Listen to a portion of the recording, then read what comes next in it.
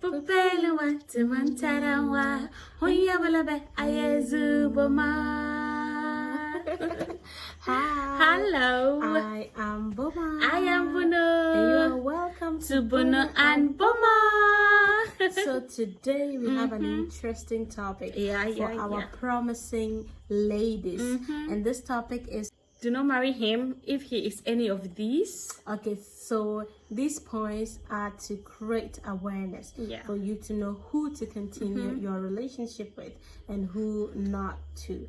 Besides, this is a married happy woman and I am a single happy woman, and together we are giving you the best. Yes. So actually, as a single sister growing up, there are certain things you need to consider in order not to marry somebody when the person keeps doing certain things, okay, that so we would just talk about them, so that if you find yourself in such a courtship or such a relationship, you would advise yourself. Okay, so the one thing I actually want to say is, do not marry him if he constantly make you feel you are not good enough. Somebody's about to marry you and the person is not making you feel good. Somebody's about to get married to you and you, the woman, you don't feel so much important with him. You don't see the value. He has not placed any tangible thing. He has not seen that the Bible says that who can find a virtuous woman, for her worth is above rubies. But you are not seeing how virtuous you are. He's not proving it to you that you are good enough. When I was getting married, I felt that, wow, I'm going to be the queen of this king. I felt I'm going to be the number one important person in his life, because he showed it all. He was always showing me how good I am, how important I am in his life, and how blessed he was when he met me. And these are the reasons that I think that, this is the reason why I think that if you meet a man and the man is not able to prove to you how good you are in his life, then that means you've not brought any change, and you're probably not going to change anything in his life, which isn't good for you, the woman. So this is the little that I have for you. Maybe Boma will add to it. Okay, so we talk about you not being good enough. Yeah. It's not as if you are incapable of attending to your own needs or maybe at your own career setting. Yeah. But constantly he makes you feel you are not good enough for him. He tries to point out your mistakes.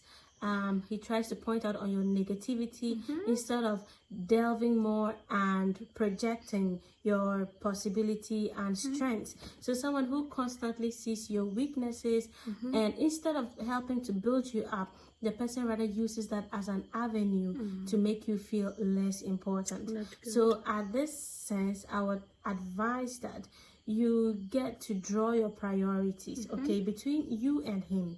What exactly is of importance to you, okay, and how does he complement you, or how does he complete you? Do you need somebody to make you feel important, to make you feel happy and worthy? You don't exactly need him, like Bono is saying, but this is someone you are getting married to. So if you are not enough for him, it means that for most of your life you are going to be trying to please him, and this is what we call it, an unrequited love, like a one-sided love, where he wants to be receiving and be treated as a king when you are not getting the same measure. So my dear sister, it takes time and effort. So my dear sisters, take time and get to develop yourself. Be happy with yourself first of all before you can make someone happy. So if he is not making you feel that good, it will be impossible for you to please him and even to please yourself. Thank you. That's a good point there. Okay, so the next thing is, if you find yourself constantly giving and not receiving. Okay, there was a story of a sister I knew in the university. She met this guy. I don't want to call him a brother because I don't see him as a brother anymore.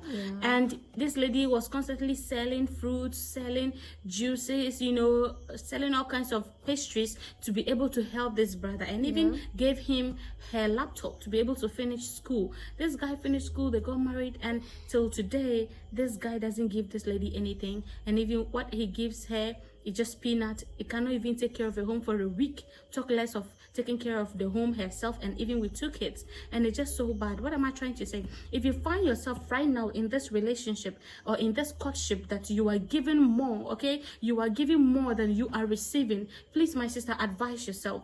Actually, I spoke to the lady some weeks ago, and she was like, Olivia, I saw the signs, but I do not really know that he is that greedy or selfish, or he is that, somebody who doesn't want to give. So what am I trying to say? What am I trying to say is, if you're constantly giving, oh, take, oh, this, oh, that, and you are making excuses for him. Maybe he doesn't have, oh, there's no money. Look, no matter, a poor man can always give something. Yeah. There's nobody who's so poor to the extent that you cannot give anything. You can give love, you can give care, you can be kind, you can help, you can do a lot of things that money cannot even do for somebody. So if you find yourself in a relationship that you are giving your love, giving your time, your attention, your money, your everything, and this brother or this man is not doing the same for you, sister, you have to know that no, this relationship is a one-sided thing, and I probably will have to quit it. Yeah, exactly. And when we're talking about giving and not receiving, it's like you pouring out. Let's take, for example, straining. After you have cooked yam, what do? You strain the water, and that water goes through the drain. Yeah. So that is an example of giving and not receiving. At the end of the day, you are drained out of the little that was in you.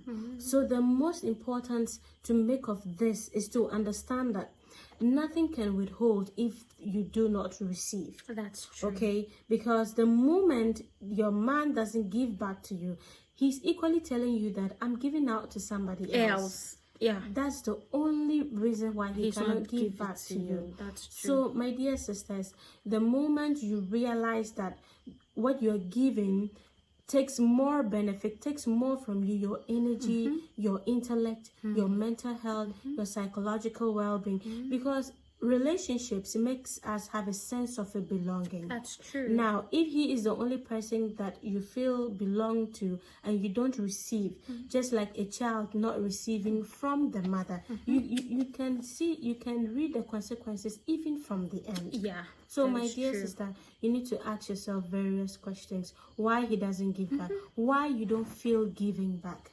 Okay, so that's the best we can make out of this point. Okay, so the next thing is guilt tripping.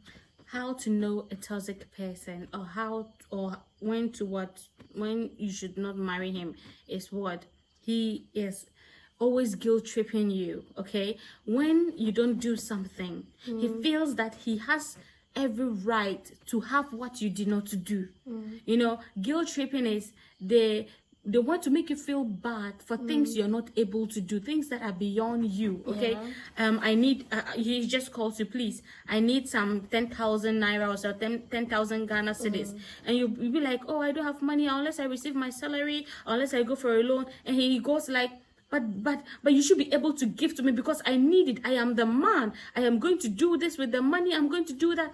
And always guilt tripping you, always making you feel bad for things you're not able to do. My dear sister, guilt tripping can depress you. It can make you feel so.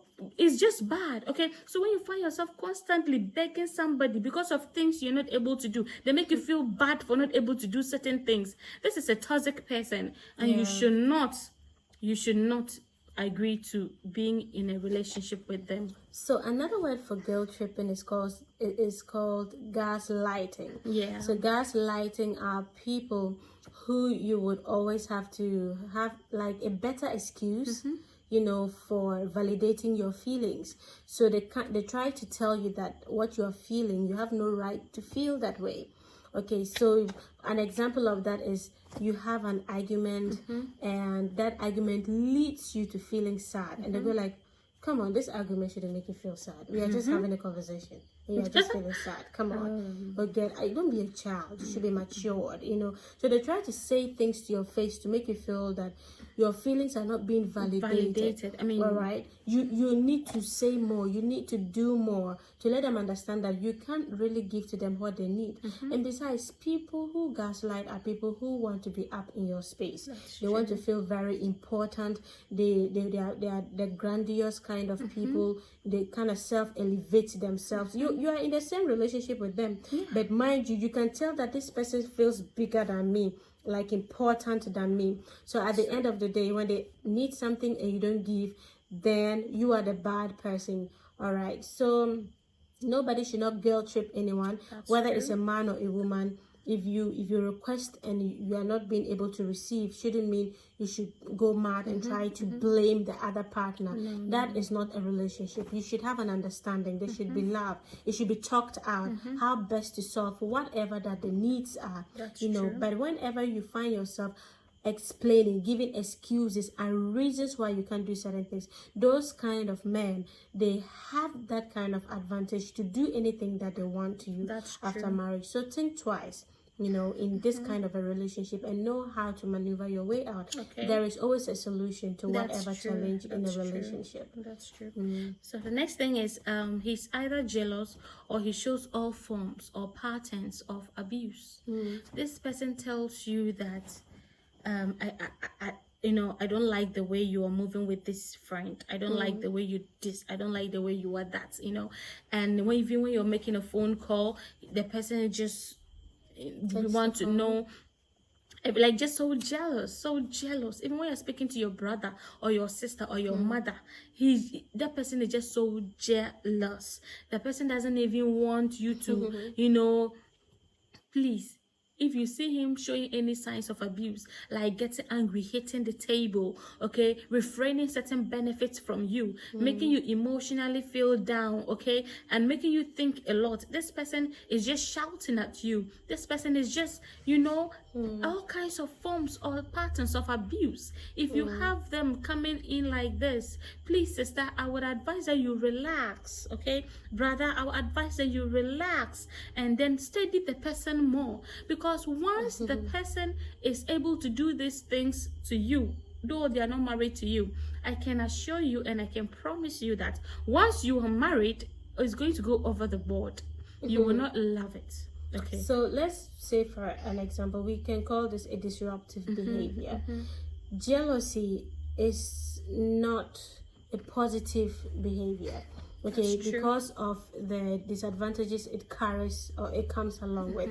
And a man who is jealous, being stronger than you, have the dominance nature, and feels mandated, can hurt. A lot of men hardly express themselves because of that breach in communication. So they normally exert this expression by force, or trying to control or demand, or act in a way that is very manly. So you have to understand that a man who is like that can be very disruptive in future. And a woman who is like that can be very shameful in future. You can imagine, there was a story like that we came across, a woman who had to take the husband's phone, go through the husband contacts, the females who were there, and she realized late chat. She didn't care if they were business chat, if there was something that had to do with the man's career. She just bombarded them all over the place. So you should understand, as a man, if you want a peace of mind and you have a woman who acts unreasonably like this or unnecessarily acts like this, you have to think twice about it. And if you're a woman and you don't have brothers who are military officers, and you are getting into a relationship that is having marriage in mind with a man who easily gets jealous and tries, all efforts to get you controlled, you should be very careful of that relationship. Because I want women to think more, to read more, to be open-minded, to accept the reality of who your partners are, so that you can make the best decisions in your relationships. Because the most affected people are women, and the moment you marry, you have signed off your rights. That's true. Okay, so be careful. Think twice about it. That's true. Okay, so the next thing we want to talk about is controlling. The person is so controlling. Don't go here, don't go there. Not because of safety, not because they care for you, not because they think that anything bad will happen to you. They're trying to, guard and protect their own. No, this is just because they are limiting your movement. They don't want you to go to certain places because they just have the power not to allow you. They are just that controlling. Okay, I am a man, I don't want my woman, I don't want to see my woman here, I don't want to see my woman there, and all those things. Why don't you want to see me there? Even sometimes just gatherings, they don't want to see some women there. Okay, visiting, weddings, naming ceremonies, and some occasions that you need to be there, and you call him, oh, I want to attend this place, do not go. Why shouldn't I go? No, because I am just telling you don't go. That's controlling. And these are the kind of men, when you get married to them, you will need application letter, permission letters, request letters. You need to write down letters to them before you are permitted to go to certain places. Okay, so that is a toxic man, somebody who's controlling and do not want you to do anything that will benefit you, even school, even something academic. Still, he will tell you that I don't want you to do it at this time because of this, because of that. So that is just controlling, and which isn't very good. So a man who tries to control a woman is a man who feels that they have been preordained to dominate women. So a man like that has less respect for women. A man like that can never see women as a human being, as a human being to sit in the table. You can't make decisions. You don't have a right. You don't have any reason except his reason surpasses yours. So for such men, there's just one way around it.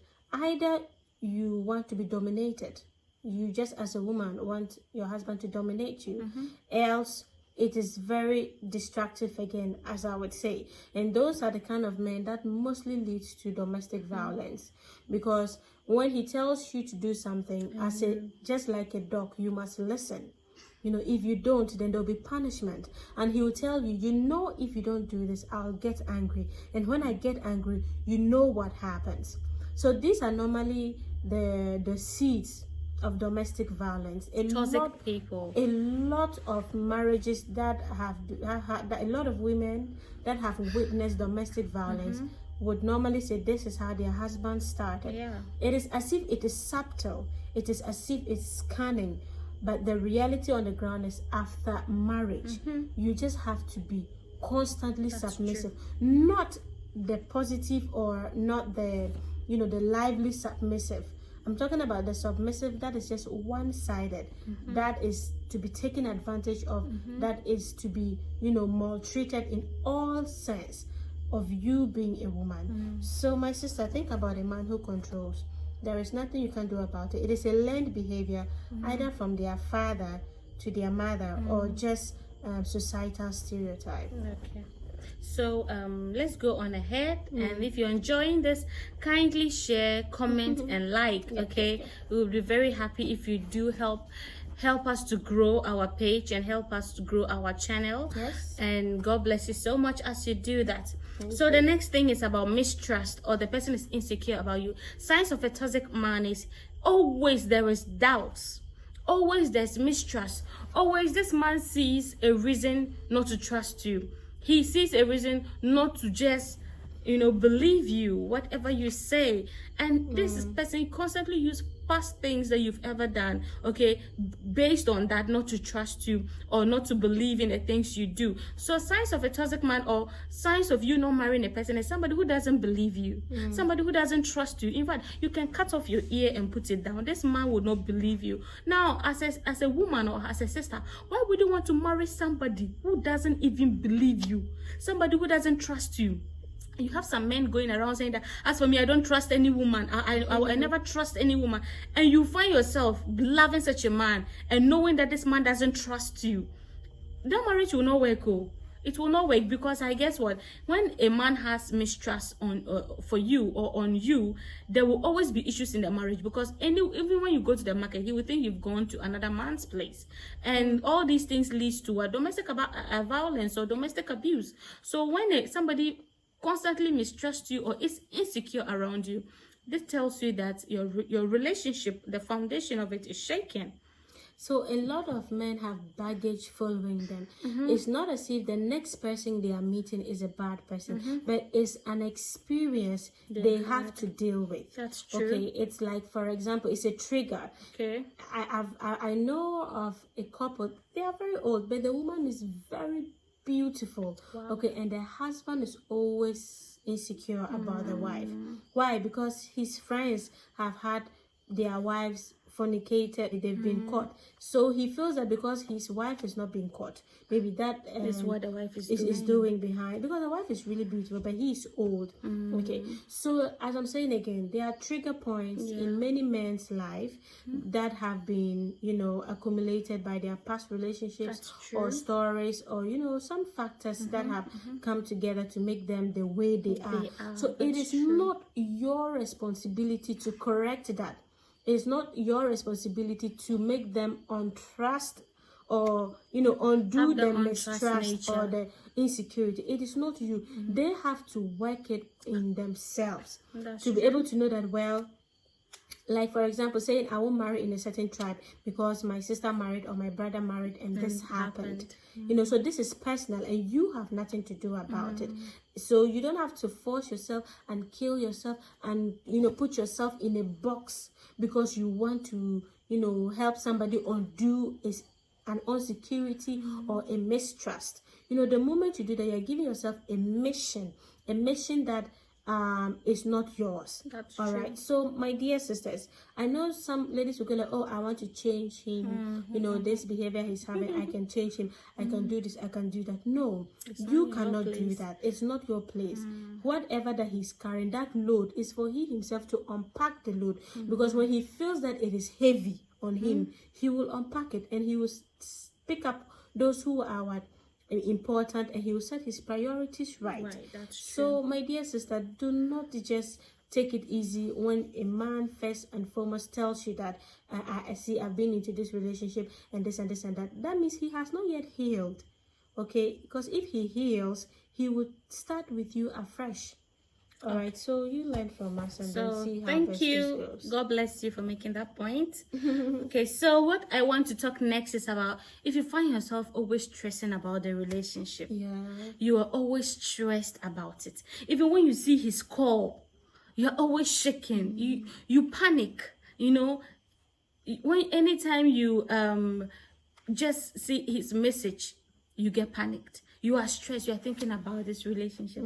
What have I gotten myself into? What at all is this? You are thinking. You are just stressed about the whole thing. You shouldn't be stressed. You should not.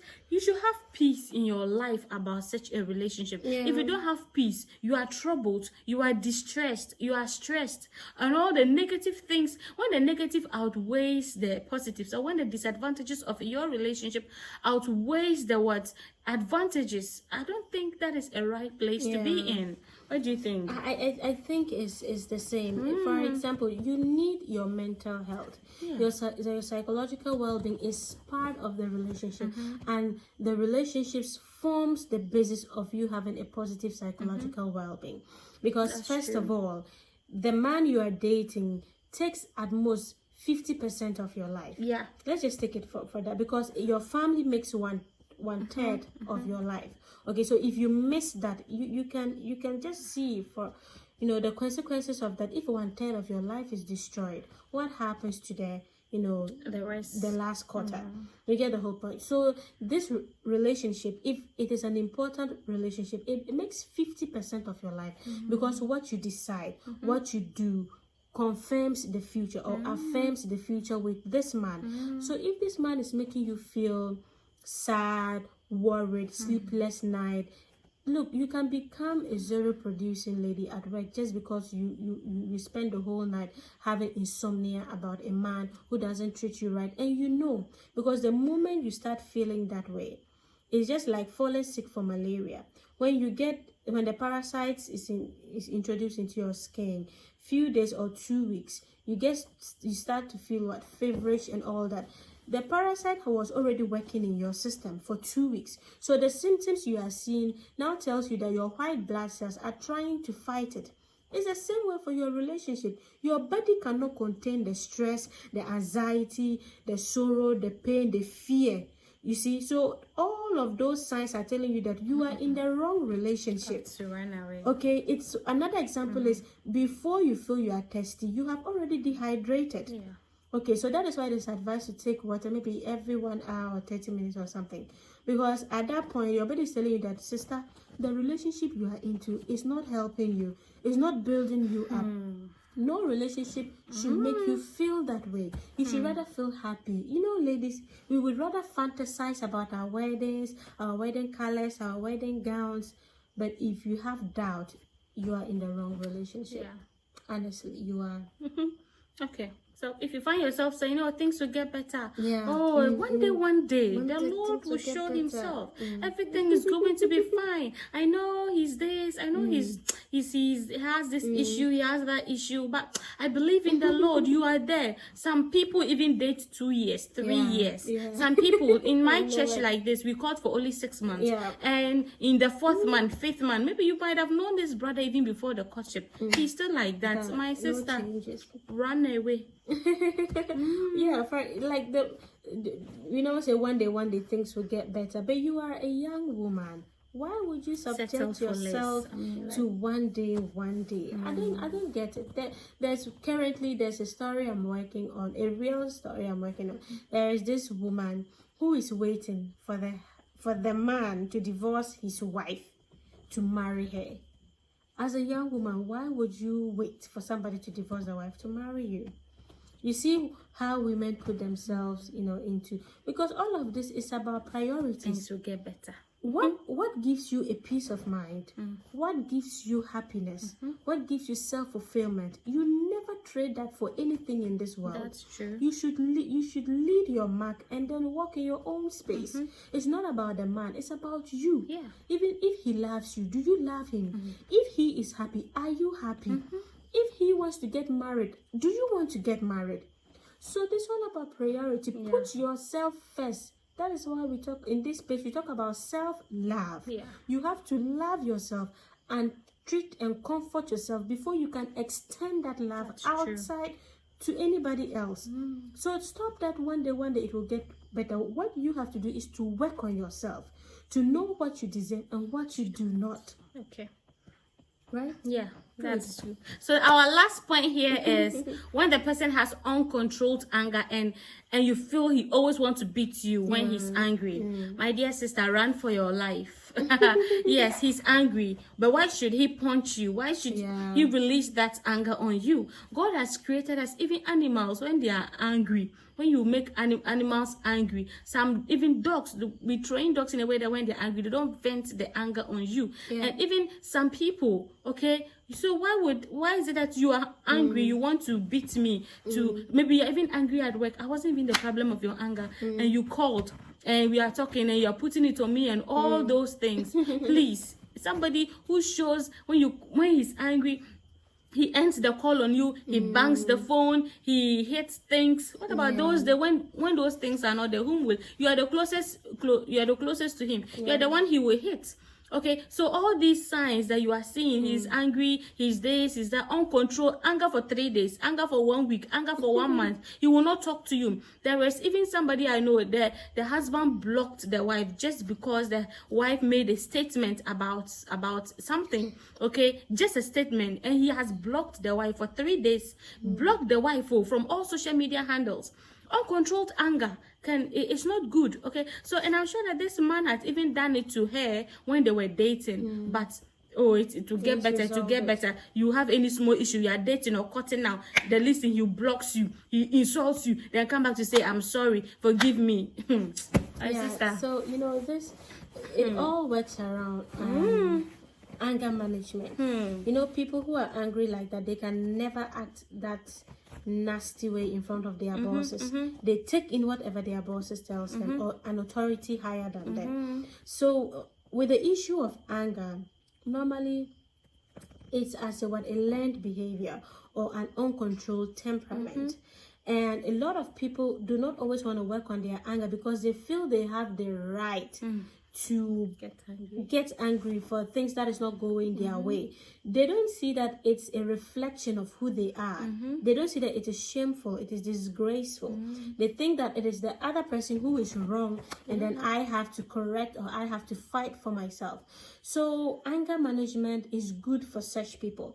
It's either they assign to manage their anger, or, my dear sister and brother, you better advise yourself. Okay, anger has led to unproductive relationships, has led people, astray, separation, and then people have even died out of anger. This. Yeah. So if you do not want to become a statistics, you need to plan your life very better. well. Okay, is this the kind of man you want to have in your home to grow your kids? And remember, children learn what we call social modeling from their parents. So if they see that daddy has an uncontrolled anger and mommy cannot do anything about it, you are teaching your daughters that when their husbands have uncontrolled anger, they shouldn't do anything about it. And you are teaching your sons that, oh, you can really get your way if you really stem up your anger like that.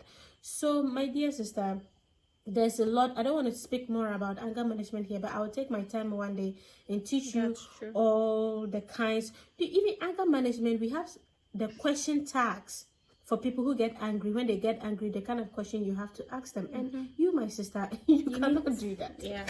All right. So you need to learn a bit read wide about anger management. And if they are willing, you can assign them. If they are not, you need to think something else. So thank you so much for watching. Kindly like, share, and comment.